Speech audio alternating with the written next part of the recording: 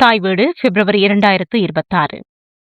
இலங்கை தமிழர்களுக்கான தீர்வு ஏன் தாமதம்? எழுதியவர் நானா சரவணன். வாசிப்பவர் நிருஷா கனகசபை ஹரித்திரன். இலங்கையில் போர் முடிந்து 15 வருடங்கள் கடந்துவிட்டது. இலங்கையில் இடதுசாரி பின்புலம் கொண்ட அரசியல் கட்சி ஆட்சிக்கு வந்திருக்கிறது. ஆட்சிக்கு வந்து ஓராண்டு ஆகியிருந்தும் போரினால் பாதிக்கப்பட்டு இந்தியாவில், குறிப்பாக தமிழ்நாட்டில் அகதிகளாக வசிக்கும் இலங்கையர்கள் குறித்து இதுவரை ஆக்கப்பூர்வமாக எந்த முடிவும் எடுக்கப்பட்டதாக தெரியவில்லை. அவர்கள் இந்தியாவில் இருப்பதால் இந்தியாவே முடிவெடுக்கட்டும் என்று இலங்கை நினைக்கலாம், அல்லது கடந்த கால ஆட்சியாளர்கள் போல இவர்களும் அக்கறை கொள்ளாமல் இருக்கலாம். ஆனால் இந்தியா இதனை இனிமேலும் அலட்சியப்படுத்துவது, காலம் கடத்துவது நியாயமாகாது. அதற்கான தார்மீக பொறுப்பு இந்தியாவுக்கு இருக்கிறது. ஐநாவால் முன்மொழியப்பட்ட 1951 ஆண்டின் convention relating to the status of refugees மற்றும் 1967 ஆண்டின் protocol relating to the status of refugees ஆகிய இரண்டுக்கும் இந்தியா கையொப்பமிடவில்லை என்பது அறியப்பட்ட விடயம். தங்களது நாட்டில் அகதிகளுக்கான சட்டமும் இல்லை, அதற்கான தேவையும் தற்போது இல்லை என்று கூறி வந்த இந்தியா இறுதியாக 2019 தங்களது நாட்டின் குடியுரிமை திருத்தச் சட்டத்தை 6வது முறையாக திருத்தும் போது 40 வருடங்களுக்கு மேலாக தங்களது நாட்டில் இருக்கும் இலங்கையர்களை தவிர்த்து தான் அதை நிறைவேற்றியது. இலங்கை தமிழ் அகதிகளின் இந்திய குடியுரிமை குறித்து பரிசீலனை செய்வோம் என்று கூறி 6 ஆண்டுகள் கடந்துவிட்டது. சமீபத்தில் ministry of home affairs 2025 September 2 அன்று வெளியிட்ட அறிவிப்பில் இலங்கை தமிழர்களில் ஜனவரி 9, 2015க்கு முன் இந்தியாவுக்கு வந்தவர்கள் பாஸ்போர்ட், விசா அல்லது பயண ஆவணங்கள் இல்லாதிருந்தால் அவர்களுக்கான தண்டனை சட்டத்தில் இருந்து விலக்கு அளிக்கப்பட்டுள்ளது எனும் அறிவிப்பு வெளியாகி இருக்கிறது. ஒன்றிய அரசின் நிலைப்பாட்டுக்கு பின்னாலுள்ள சட்ட அரசியல் காரணங்கள் இன்னும் சரியாக புலப்படவில்லை. இது ஏற்கனவே கடைபிடிக்கப்பட்ட நடைமுறை என்றாலும் அதிகாரப்பூர்வமாக அரசு சார்பில் அறிவிக்கப்பட்டுள்ளது. ஆனாலும் இந்த அறிவிப்பு இலங்கையில் இருந்து வந்தவர்களுக்கு இந்திய குடியுரிமை வழங்குவதற்கு போதுமானதாக இல்லை. இவர்கள் சட்டவிரோத குடியேறிகள் இல்லை என்று ஒன்றிய அரசு அறிவிக்கும் வரை அவர்களுக்கான தீர்வு கிடைக்காது. இலங்கையில் இருந்து 1983 ஆண்டு காலகட்டத்தில் வந்தவர்கள் மண்டபம், திருச்சி, கொட்டப்பட்டு, ஆழியாறு போன்ற இடைத்தங்கல் முகாம்களில் இருந்தாலும் 1990களில் வந்தவர்களே அதிகம். முகாமுக்கு வெளியேயும் மொத்தமாக 92,000 பேர் வாழ்கிறார்கள்.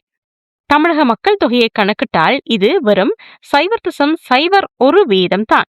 அப்படிப்பட்ட பின்புறத்தில் இருக்கும் இவர்கள் இந்த ஆண்டுடன் சுமார் 42 வருடங்களாகியும் தங்களது 3வது தலைமுறை முடிந்து 4வது தலைமுறை உருவாகிய பின்னரும் ஏன் இவர்கள் இன்னமும் இலங்கைக்கு திரும்பவில்லை என்ற கேள்வி பரவலாக இருக்கிறது. அதாவது அகதி முகாம்களில் இந்தியர்களாக அறியப்பட வேண்டியவர்கள் ஈழத்தமிழர்களாக அறியப்படுகின்றார்கள் என்பதே அடிப்படை பிரச்சனையாக இருக்கிறது. மலையக தமிழர்கள் தொடர்பாக இலங்கை இந்திய அரசுகள் போட்ட ஒப்பந்தத்தை தொடர்ந்து கடைசியாக வந்தவர்கள் மலையகத்தில் ஏற்பட்ட கலவரங்கள் காரணமாக இலங்கையின் வடபகுதிக்கு இடம்பெயர்ந்து அங்கிருந்து போர் காரணமாக அகதிகளாக தமிழகம் வந்தவர்கள்தான் இன்று தமிழக முகாம்களில் 80% வாழ்கிறார்கள். இவர்கள் 2 நாட்டு குடியுரிமையும் இல்லாமல் நாடற்றவர்களாகவும் இருக்கிறார்கள். இத்தகைய யதார்த்த நிலையில் இவர்கள் எப்படி இலங்கை செல்வார்கள்? வாய்ப்பிருந்த பூர்வீக தமிழ் அகதிகள் தாயகம் திரும்பிய நிலையில் எஞ்சிய சுமார் 20% வறுமை கோட்டுக்கு கீழுள்ளவர்கள் இன்னும் முகாம்களில் வசிக்கிறார்கள்.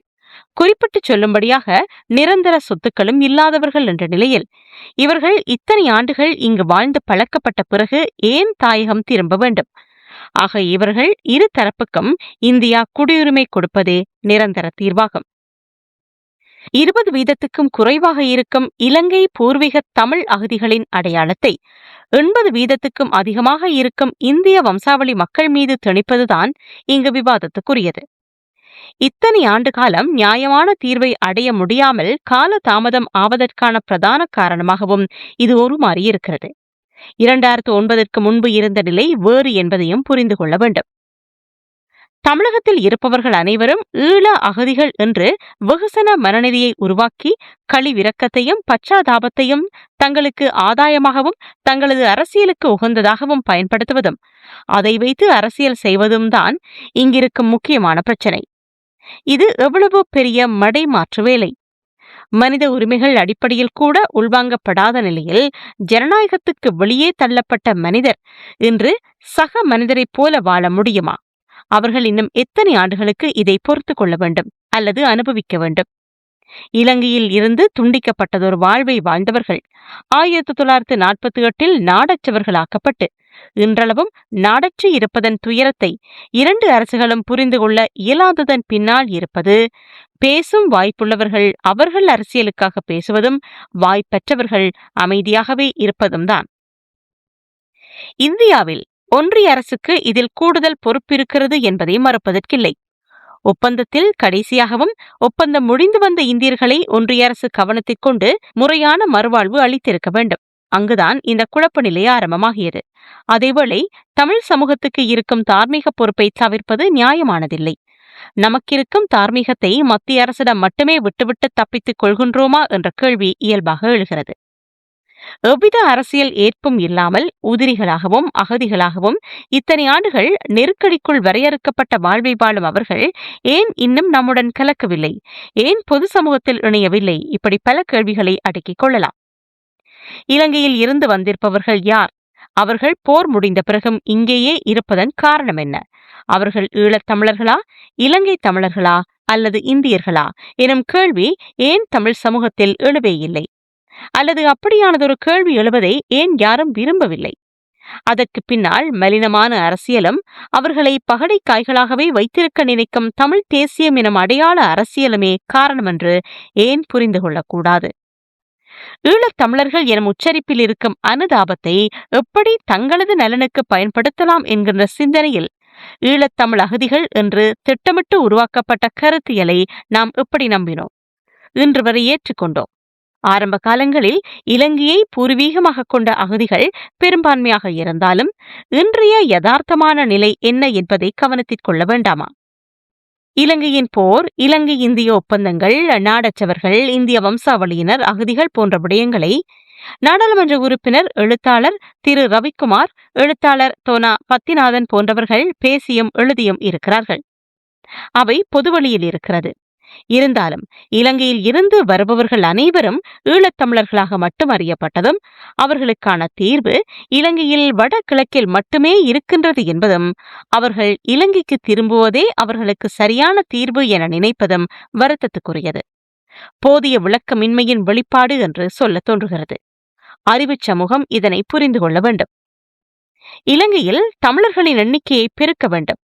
வடக்கு இலங்கையில் அவர்களது பாராளுமன்ற உறுப்பினர்களின் எண்ணிக்கையை உயர்த்த வேண்டும் என எண்ணம் கொண்ட தமிழ் தேசிய அரசியலின் பிரசாரமும் அது நோக்கிய அரசியல் நகர்வுகளுமே இன்று முகாம்களில் அடைபட்ட மலேக தமிழர்களின் குடியுரிமைக்கு இடையூறாக இருக்கின்றது என்பதை தமிழ் சமூகமும் இந்திய அரசும் புரிந்து கொள்ள வேண்டும். தமிழ் தேசியத்தின் கால்கள் சில வெளிப்படையாகவும் சில மறைந்தும் இலங்கையிலும் வெளிநாடுகளிலும் தமிழ்நாட்டிலும் சுற்றி கொண்டே இருக்கின்றன. தமிழக முகாம்களில் அடைபட்டு இருப்பதற்கான காரணங்கள் அவர்களது வாழ்க்கை அனுபவங்களிலும் கதைகளிலும் வலியிலும் தோய்ந்திருக்கிறது.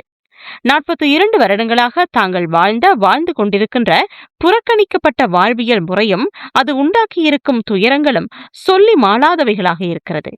குரல் அற்றவர்களின் வாழ்வுக்காக, நாடற்றவர்களின் இந்திய குடியுரிமைக்காக தமிழ் சமூகம் ஆக்கபூர்வமாக அழுத்தமாக குரல் கொடுக்க வேண்டும். நன்றி.